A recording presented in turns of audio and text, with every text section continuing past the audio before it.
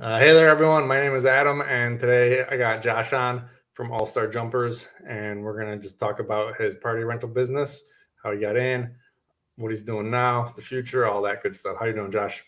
Good, good. How you doing? Happy New Year's. Thanks, man. All right, so let's just start in the beginning. How did you even get into this business? Well, pretty much, my parents asked me if I was interested in doing some bounce houses on the side. I had a day-to-day job as a regional manager, and I said, sure, let's give it a shot. Next thing I know, I was doing some research, and I had about three inflatables on the way. Did you buy them brand new, or did you buy them used? Brand new as a package deal. Right. So how long ago was this? About 7 years. Oh, 7 years. Okay, cool. All right. So where are you at now? You started with three. What do you got now? I got about 13 now. Okay. And I was looking at your website beforehand. You got um, that you got obstacle courses, combos, bounce houses, slides, concessions, and some tables and chairs. Is there anything I missed? Costumes. Oh, Yeah, we have costumes. We do balloons, balloon arches. We also package popcorn, package cotton candy. Um, I think that's about it. Yeah, tables and chairs. No tents. right, right. Yeah, I know. A lot of people don't like the tents. Yeah. And honestly, there's no reason to. If anything, a lot of bounce house guys just do some pop ups. Yeah, I tried it before, but it's just gave me a little bit of trouble. Okay, what do you mean? Yeah, too much. Okay. All right. So, what are your best like renters? What makes you the most money? The combos, bounce house with combos, the obstacle courses. Really? Just Yeah. like obstacle courses out in people's backyards? Yeah, mainly I focus on backyards. From time to time, I do have a couple churches, but I just try to keep it simple as I can and stick to the backyards. Right. All right. So, big thing everyone always wants to know. They always are discussing it. Marketing. How do you market? What's worked and what hasn't? Um, Man, I pretty much try everything that's going on as soon as it comes out. All the social media platforms. Um, I've sent letters out to pretty much all the big businesses and organizations out there. I've sent emails. I've done Google Ads. You pretty much name it. I've been in magazines. I would say definitely a lot of a lot of network groups, local network groups. Those have been pretty fun from time to time. A lot of big people in the area who can Right. recommend you to others. So it's been very helpful. So, what is your best avenues of marketing? I would say word of mouth and Facebook. All right. So, you've been in this business 7 years. It's always better to learn from other people. What are some challenges and lessons you learned along the way? Um, the first one I have to say is I stay away from driving on grass. Uh, that's my main thing. I haven't had many issues, but I've had one issue where I had to pay out of pocket for one of my drivers left a whole bunch of skid marks in somebody's yard, and they weren't too happy about it. I So know that. So, yeah, my one of my employees, head guy, my friend, he's gotten stuck in a bunch of people's yard, and we've had to fix it. But this last year, we were setting up, and it was down a big hill, really far in this guy's yard. He let us go down there with a big 26-foot box truck on setup, and it was dry. It started raining on pickup, and when we went up, just I got stuck and had to number one pay for a tow truck, and then he wanted me to fix his property, and it cost $2,000 to fix all the damage.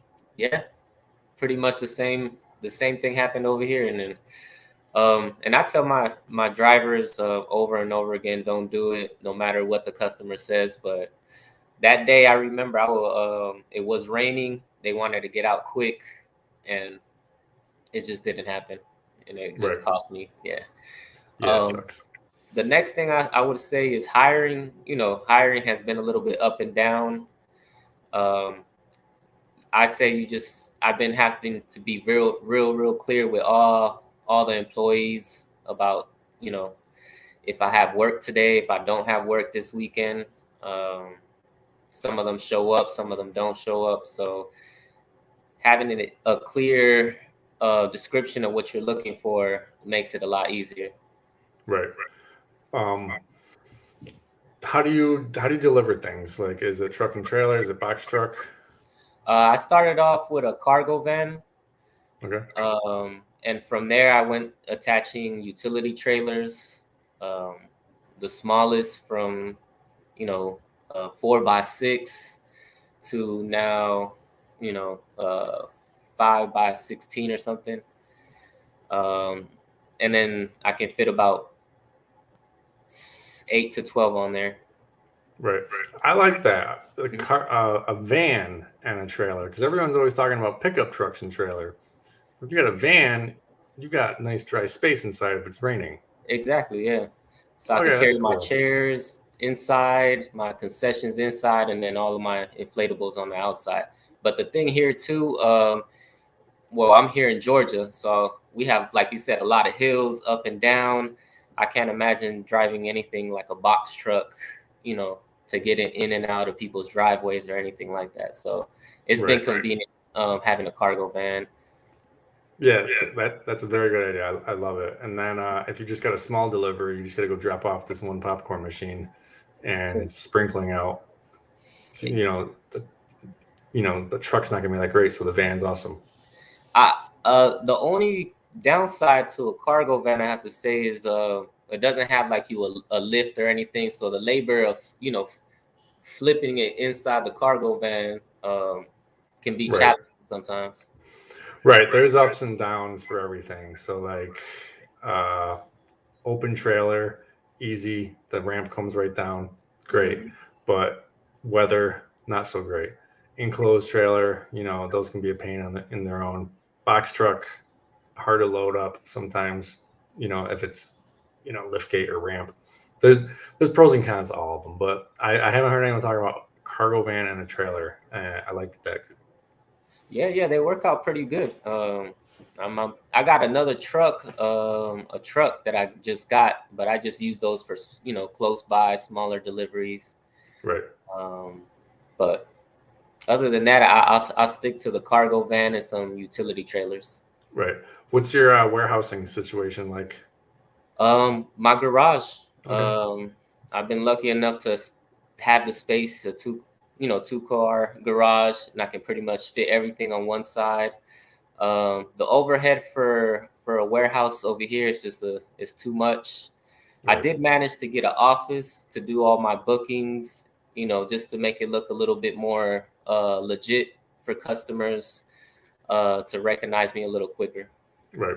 Now, when you first started out, a lot of people start out with like a notebook or a calendar or their phone or some sort of calendar before they switch over to a rental program, booking program.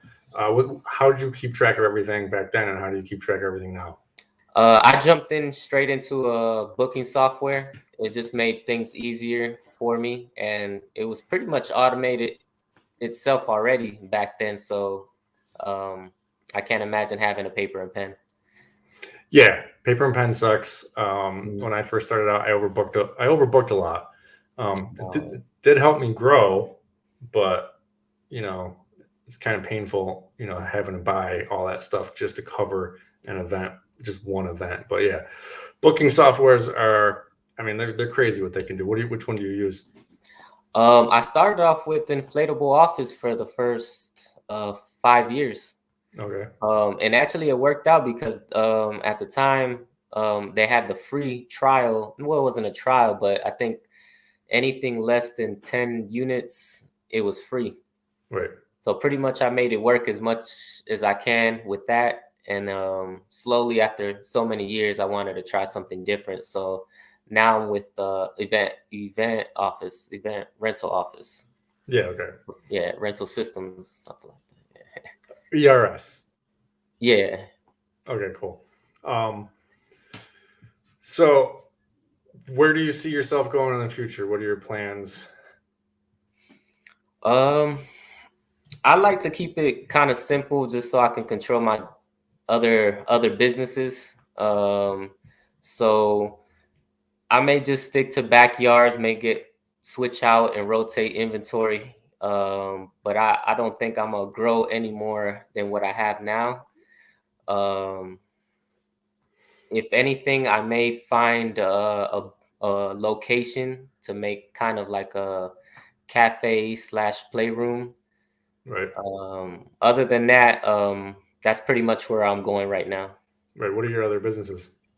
I got a carrier business, a coffee and tea carrier business. I roast coffee, and I have a cleaning business, a commercial cleaning business. Oh, cool.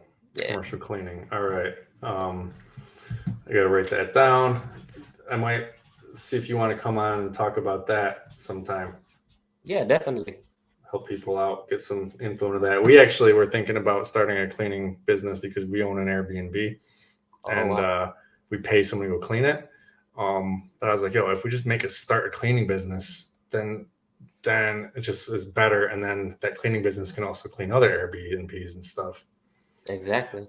And I think it's a lot easier for you to contract cleaners now, where you Yeah. don't have to go yourself. So I haven't cleaned a house in 2 years, and the Right. business has been booming without me. So Yeah, that's awesome. Oh, I wanted to go back to what you said about the balloon arches and the costumes. All right. So, like, what kind of costumes do you have? I have just kind of the most basic, Minnie, Mickey, a basic dog, the holiday theme ones, a snowman. Um, I don't have very many. Well, that sounds like a lot, though, actually. Yeah, So how does this work? Like, they pay. Obviously, there's a human in there. So, like, is it an hour or two? I don't even know what to ask. So, why don't you just tell me how about it? no, definitely. Like I said, I've tried a little bit of everything. Costumes is not my main focus, but I just have it there just for that extra touch of party rental services. I started off with me myself being the entertainer inside inside the costumes, but after a while you can't do everything, so Right. I figured I'll just rent it out to people and let them wear it themselves for for a full day, and they Right. can return it the next day. Okay, so you moved away from people in it, just let them deal with it. Yeah, that's pretty much it. I'm all about kind of like automating it, where Yeah. it's pretty much the customer, Yeah. up to the customer. Yeah, that's where I'm at. I don't like the service part. I'm more of a equipment rental. Like, here's your equipment. There you go. I'm out. Yeah, keep it simple. The same thing with my packaged items. I have the concessions, but I really don't like cleaning it. I don't really like carrying it. Right. So I kind of give the customers the options. Hey, if you don't want to operate it, you don't want to deal with the mess. If you can't figure it out, look, I have about 15 cotton candy bags packaged, labeled, and I can, customize it with your own sticker, and you can add it to your goodie bags. Oh, cool. So instead of renting them the cotton candy machine, you'll make a bunch of cotton candy before. No, actually, I found a third party, and I get it wholesale. Okay. Yeah, I've made over 500 bags of cotton candy, and it's not fun. Okay. So what are you buying it for, and how much are you selling it for? Ooh, off the top of my head, I don't really remember. But to sell it, I sell it maybe at $3.50 a bag. Okay. But I just can't tell you off the top of my head how much I get it for. But But you're the making margins, profit. yeah, the margins are pretty much, I make at least $1 to $2 more. Okay, cool. Yeah. All right, now the balloon arches. I do have a friend that does balloon like towers and arches. Are you guys blowing up the balloons and then like making the arch on site? I do personally the columns, the arches. We find another business to service the customers for that. But it still runs through us, and then we just pay the balloon decorator. Okay, so you're making money without having to go and make the arch. Yeah. Okay, that's cool. Awesome, man. Josh, I really thank you for being on, and have a good night, man. You too. Thank you for having me. Yeah, thanks. Talk to you later, man. See you.